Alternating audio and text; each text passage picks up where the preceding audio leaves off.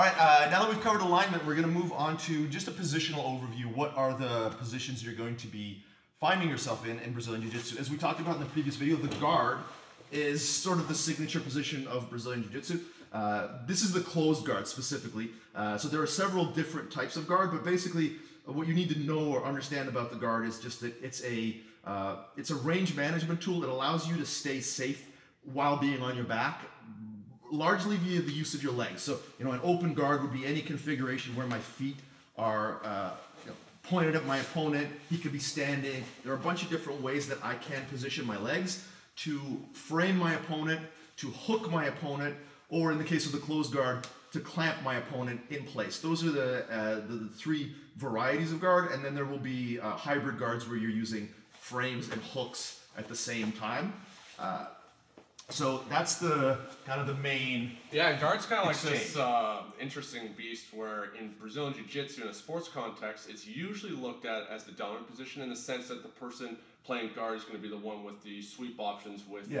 I wouldn't say dominant, let's say advantageous. Yeah, advantageous, because you do get points for knocking somebody down, and even if they play guard, you go up on top. Yeah. However, when we're looking at self-defense and MMA, the person on bottom is much more disadvantage. It's a disadvantage, yes. So then we have half guard, in which obviously I've split through the legs. I've gotten down into a kneeling position, so Rob theoretically has only half the guard. Still a very effective position. Yeah. Some people prefer to play from these closer range guards, whereas I get closer to getting to a dominant position, they like this. Now, at least at the beginning, when you first learn Jiu-Jitsu, you need to learn how to keep the range at half guard and be able to play it, even if you don't want to be offensive from here, because if I am able to force my way through Rob's guard a little bit and force half guard, if Rob is not used to playing at this distance, then it's going to be really easy for me to consolidate pass at this point. But if Rob understands how to properly frame and manage it, even if he doesn't like this, he'll be able to push me back to a further range guard, playing the guard of his choice, like getting back to close guard, which is what a lot of you guys will be learning, depending on the school that you're at. Can be a great position. For the half guard, you will see in MMA, a lot of people will favor the half guard for coming up on wrestling. Yes. We're not going to teach you any wrestling in this series. No. We teach Brazilian Jiu-Jitsu, but you will be learning how to come up on a single leg. That is the majority of the effective offense from the half guard, especially without the gi, is pretty much coming up on a single leg. So as a beginner, you will mostly be using this as a, frankly, stalling position to keep from getting fully passed. And if you do learn any offense, that offense will be, it'll be harder to execute if you don't have a wrestling background. So just be aware of that. That's something to know. So side control occurs when we get past the legs. The reason any dominant position, and so when we say a dominant position, basically any position other than guard is going to be a dominant position for one person. The reason these are dominant is because prior to getting past the legs, Rory had his most powerful mechanism, which is his leg press, in front of me. Once I get past that mechanism, I mean, he's got his bench press, but depending on who you are, I mean, neither of us have a particularly powerful bench press, although some people do, and again, as a beginner, you may face a situation where another beginner who happens to weigh 250 pounds and, played rugby or something, will just shove you off of them.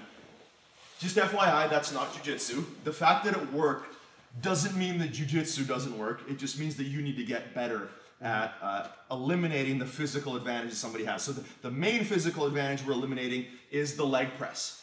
The next physical advantage we're gonna have to mitigate will be the bench press, which is why oftentimes when we get past the legs, rather than trying to get right up to like the head or the shoulders, we're gonna make a little pit stop at the hips, which now if Rory goes to push me, even if he's very strong, he's at the end range of his arms and he's no longer able to generate this explosive movement. So that's sort of the first thing you need to know about side control is once we get past the legs, it's a good idea to stop at the hips before we advance. Once we've managed to recognize these frames, one of the main battles we'll be having in Jiu-Jitsu is the frame lever battle. Rory has a frame, he wants to use that frame to use his bones to structurally support my weight. I want levers because I want to be able to amplify the force that I'm generating. If I wanted to move Rory without the use of a lever, and I were to try to pick him up and turn him, it would be awfully difficult. But if Rory's pushing me away and I change this frame into a lever, I can roll him over very easily. So essentially the main battle in Jiu-Jitsu is the battle between frames and levers. The person who wins that battle determines the next step. So in this case, I've gotten Rory's hips, and maybe I managed to pummel my arm in and pull his elbow up, and then that removed the frames. That allowed me to get chest to chest with him, allowed me to set some wedges, which is another thing we'll talk about. If you've ever used a crowbar or a doorstop, a wedge is a portable inclined plane. It allows you to either split things apart or affix things in place. So if I place my thigh under Rory's butt and affix my elbow to the mat, putting some weight on it, if Rory wants to move, it's going to be very difficult, and I'm using next to no energy to hold him in place. Whereas if I were to try to just use like my muscular force here to hold him, it wouldn't work very well. So we're working our way past our partner's most powerful mechanism.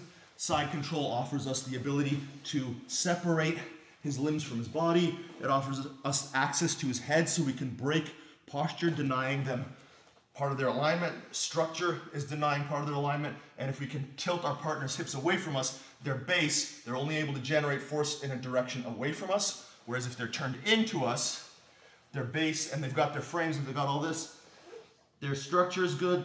His posture is unaffected because I can't reach his head. He's got the ability to generate force, and his goal will be, and we'll talk about goals from top and bottom in later videos, but he's going to be able to re-guard very easily. So side control, even though it's a dominant position, just to refer back to the alignment video, can be massively different based on the relative alignment between us. If Rory's got good alignment, and I've got good alignment, even though I'm in a dominant position, I'm not really, you may hear the term position before submission. Really, the phrase that I like to give people is alignment over everything. The relative alignment score here determines what's happening. If Rory has good alignment in the bottom of side control, and I have bad alignment, go to my back, oh crap, he is instantly able to generate offense. If I have good alignment, Rory has bad alignment, I'm instantly able to generate offense. So the positions are important because we're eliminating a physical advantage with the legs. The dominant positions are important, but they don't allow us to ignore the alignment equation. If I continue to monitor my opponent's alignment, take away their posture, take away the structure, I can be very effective and they can't be effective. What dominant position allows me to do is have an easier time of affecting his alignment. Because I'm not dealing so much with his legs, because I'm mostly just dealing with his arms and his neck, it's a physically easier task. I can bring all of my weight to bear against just his arms and his torso rather than having to deal with his legs. So that's the immediate advantage of side control. And there's different versions of side control. Yeah. So just to briefly kind of go over, like, you're going to see people in kneeling positions with side control. You're going to see people posted up on their legs. There's nothing wrong with either one. They have different goals. There's Kazuri Kezukutami, which is called broken scarf hold, where I have the underhook and I've turned myself and I'm now sitting on my hip.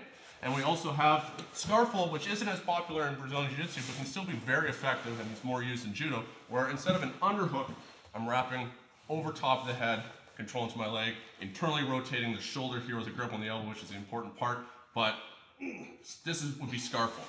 And then we have north-south, in which we're getting out of side control, where I'm beside my opponent at a perpendicular angle, moving myself here to this position, where I'm more up by his head, further away from his legs, which can be an excellent thing about that position is that, as Rob was just talking about, if he has really strong alignment here, I might be like, oh man, I just lost this whole position, all that hard work was undone. If I'm able to change that angle and go back and get away from his hips, I'll make that battle harder for him. I can break his alignment, and I can start moving towards side control with alignment in my favor. So you can have your arm on the far side of my hip, yep. Both arms on the far side. You have both arms on the near side, which blocks me from getting my guard back. This is like, if as the top person, if you're just really concerned about someone getting their guard back, this would be a really good option, is having both arms on the one side. Yeah, neither is correct or incorrect, it's just situationally appropriate. Yeah, depending on what the opponent on the bottom is going to be trying to do. If I know Rob is only trying to get those legs in, then I always like blocking here. If I have both arms on this side of his body though, and I'm not paying attention, yeah, obviously I'll leave a big doorway for Rob to go in that direction. So this is going to be something that you're going to learn based on the videos you watch, the instructor that you're learning from. It's going to be your own personal taste too, where you're going to figure out what you like to do and where you like to kind of travel throughout the positions and what kind of submissions you like to attack. There's not anything wrong with that, as long as you're thinking about that concept of alignment and you're not putting yourself in a compromised position. As we move through the hierarchy of positions, we have moving from side control. I guess even before we look at mount is knee on belly. Yep. And I'm going to have a little graphic at the bottom saying knee on belly and not knee on belly like the color, because that's something I'm pretty sure I even got that mixed up at the beginning too. Where from here, I like to call it knee ride to avoid that. Yeah, we're bringing the shin up over our opponent's hips. My foot is engaged, hooking into the side of this leg, and I'm posted up here. This is a kind of a nuanced position where when you're first learning, if you're not in control of your center of gravity and keeping yourself in good base, if I lean too much on top of Rob and he bumps me, I'm going to go for a ride. So we're kind of going to learn how to surf that position. But this would be knee ride where I'm inside control, I'm popping up, my shin comes across Rob's hip, my foot is engaged, trying not to be sitting with my weight going into the ground, because that makes me much lighter. I'm not controlling him with as much pressure. Here in good position, keeping my leg back so I'm able to drive base and force into him. Then from here, we're moving into full mount, where I'm now going to be sitting right over top of Rob's hips, boxing him in completely with my legs. We can have high mount, where I'm higher up at Rob's chest, which is obviously I've affected his structure significantly, and I've taken away his base in the sense that his bridge no longer affects me. Typical mount when we first get there is more lower here, where my center of gravity is connected, where my hips are connected to his, so that if he bridges, he has the ability to significantly affect my alignment. And then we can go even lower, where I'm actually getting off my knees to lower my hips, and I'm using my legs to engage. Very strong position, moving through like the hierarchy in the sense that we're getting to, it's not, I don't consider mount necessarily a more dominant position, but you will get more points when it comes to a competition, and you are going to be afforded more options for attacks. Yeah, it's certainly far more dominant in the gi. Yeah. If you're interested, we will talk about, or we have, depending on where you are in the instruction, we have talked about training gi versus no gi. The big difference when it comes to the mount versus side control in terms of my ability to attack is I will often find myself having to use my arms to hold side control. There are ways that we can allow somebody to move to create opportunities to submit them, but for the most part, our arms are engaged in holding the other person in place. Whereas with the mount, my arms are free to start digging at your neck, which is where the gi stuff starts to become so or in MMA, we see guys you can punch someone in the face. So depending on the circumstance, the mount can be significantly more dangerous in terms of finishing the fight. In terms of holding someone in place, it's just really going to come down to how good somebody is at holding, how good somebody is at escaping. Some people hate side control, some people hate mount from bottom because they find one or the other much more difficult to escape. That's just going to come down to the relative skill between you and your opponent at the time. But in terms of just the pure physical advantage, the mount does offer me hands-free kind of stuff. And then we come to the back, pretty much. Granddaddy.